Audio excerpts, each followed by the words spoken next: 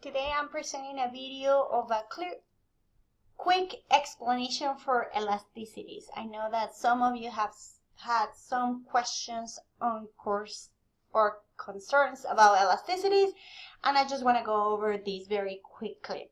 Elasticities is a very important concept in economics, and most of the time it has to do with how responsive we are to changes, either on price, or the prices of our other products, or the prices, or even our income. In the book, we cover several very specific types of elasticities and three very important measures. We're going to talk about on-price elasticity of demand, cross-price elasticities, and income elasticities. So as I'm telling you, elasticity is how responsive we are to changes of price or quantities. Because of that, you have seen this review in your modules.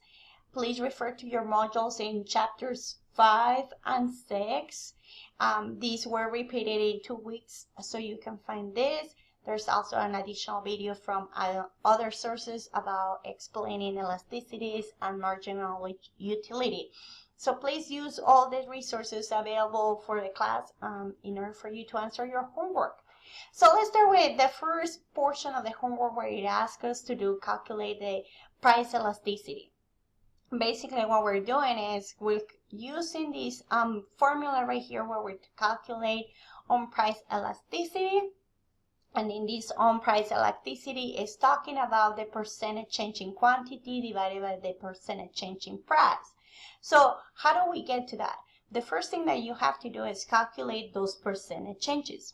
So in order for us to calculate the percentage change in quantity, we have to use the old quantity is divided by the average of those two.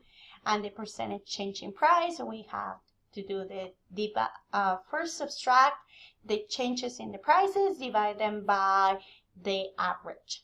So the first thing that we have to do is identifying what is these new and these old quantities, and the averages are pretty easy to calculate.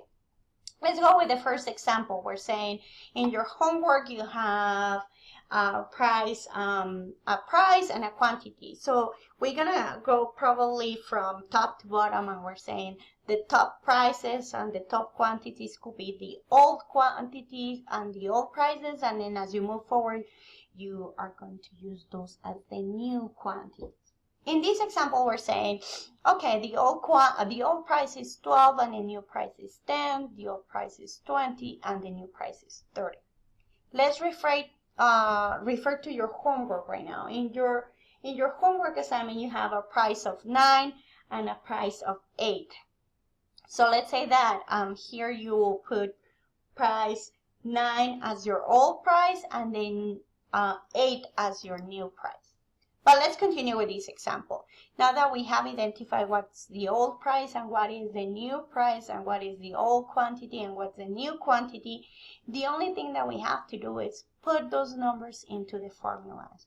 Based on this, we have to do first calculate the percentage change in quantity. As the formula explains, is first we're gonna subtract the old quantity minus the new quantity, and then we're gonna calculate the average. So here we're saying the new quantity is 30 and the old quantity is 20, and then we're saying, okay, we'll calculate the averages. So with this calculation we'll be able to calculate the percentage change in quantity. We use the same process to calculate the percentage change in price. We put what is the new price, what is the old price, and then we calculate its average. Now that we have these two pieces of information and the percentage changes, the only thing that we have to do now is put these numbers right here. Please note right here that I have a negative sign. Your book doesn't talk about the negative sign right there. Most of the time it refers to this as the absolute value of the calculation. You don't have to do the negative sign right there. Most of the time, here is where economists disagree if we have to put that negative sign there or not, or having the absolute value over here is the important thing. For purposes of the class, we're going to go with the absolute value of this. So please discard this negative value right here.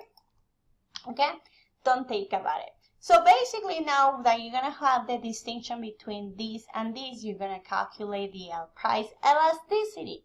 Now, once you calculate the price elasticity, you're gonna see how we explain this calculation. In this example, we're saying a 1% decrease on the quantity of the price of X has changed the quantity demanded. So basically we're saying, and if you can see here, we reduce the price for $2, and that decrease in the price caused us to buy 10 more units. So that is a very significant argument, at least that is how it's affecting businesses. So a decrease in the price of X caused a 2% change in the quantity demanded, right? So basically saying it's causing a 2.2% change in our quantity demanded. And as we can see here in the numbers, the decreases in prices increase the quantities.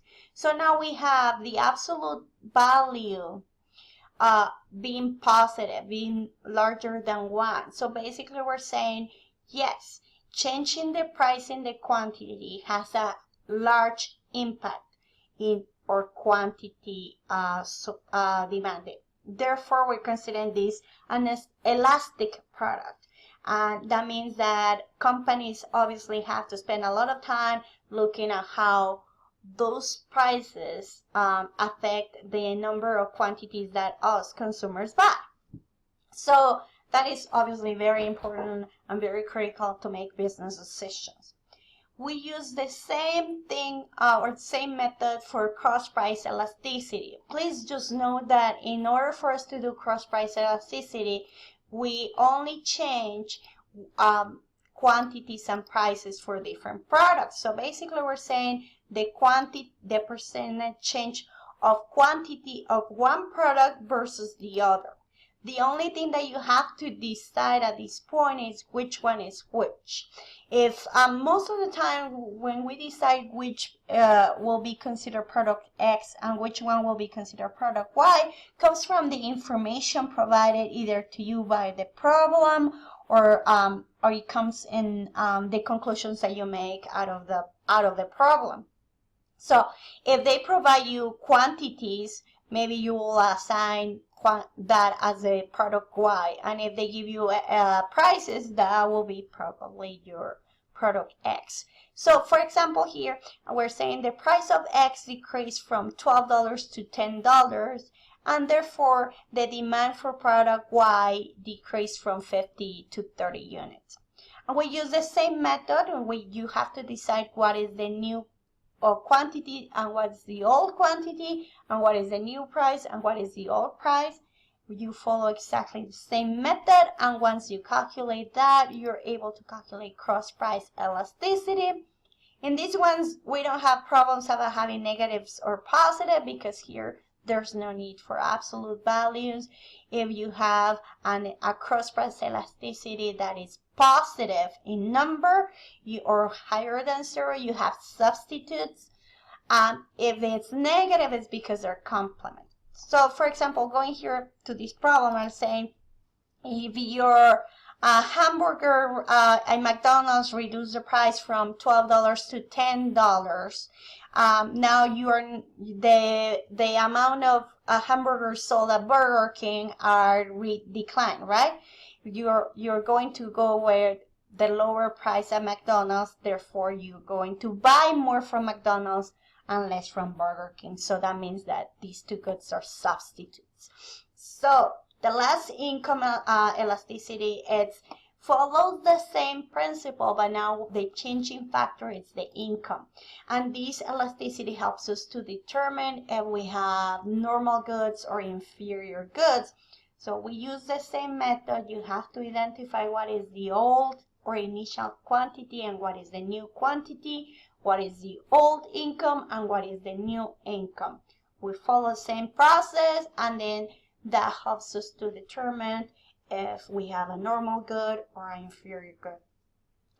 Please let me know if you have any questions or comments, and I hope this helps. Thank you. Bye.